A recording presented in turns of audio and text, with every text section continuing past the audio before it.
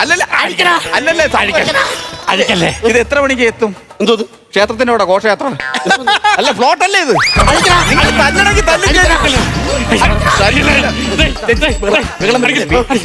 അവിടെ ആരാ വന്ന്? മരണ വീട്ടിൽ ആരാ വന്ന്? ഹലോ സാറേ പറ സാറേ, ഇന്നലെ വൈകുന്നേരമായിരുന്നു സംഭവം. ഫ്ലൈറ്റ് ഞാൻ ടിക്കറ്റ് കിട്ടി, ഞാൻ അപ്പഴേ വന്നു. ഇങ്ങനെ ഫ്ലൈറ്റ് ടിക്കറ്റ് കിട്ടി, അങ്ങനെയല്ലേ ഞാൻ വന്ന. കുഴപ്പമില്ല സാറ് വിഷമിക്കണ്ട സാറേ. സാർ ഇങ്ങനെ കരഞ്ഞ എന്താ സാറേ? ആരാ കരയുന്നത്? ബിവറേജിലെ ഷായി സാറേ.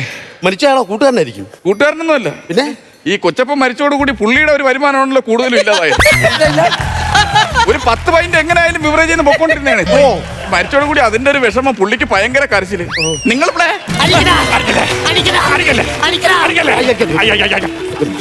ഹലോ പറഞ്ഞേ. ഇവിടെ ഒരു ചെറിയ പ്രശ്നം. പറഞ്ഞോ. അയ്യോ അച്ചോ എന്ത് പറ്റി? കല്യാണത്തിന്റെ കാര്യത്തിൽ തീരുമാനമായി. കല്യാണ ചെറുക്കൻ ഇങ്ങോട്ട് വരുമായിരുന്നു.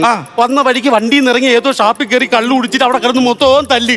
എന്നിട്ട് മുണ്ടടിച്ച് തലയെ കെട്ടിക്കൊണ്ടിരിക്കണെന്ന്. എടീ നിനക്ക് അങ്ങനെ തന്നെ വേണം. എന്റെ മോ ഒരു കൊച്ചു ചെട്ടിയിട്ട് ഇങ്ങനെ ഇന്നപ്പോ നിനക്ക് ഭയങ്കര മാനക്കേടായിപ്പല്ലേ? ഇപ്പൊ നിന്റെ മോളെ പെണ്ണ് കാണാൻ പറഞ്ഞ ചെറുക്കൻ അവിടെ മുണ്ടടിച്ച് താടിയിട്ട് നിനക്ക് ഒരു മാനക്കേടില്ലാടി. മനോജ്, ഇത് ഞാൻ എന്ത് ചെയ്യൂടെ? എന്റെ പെണ്ണിന്റെ കാര്യത്തിൽ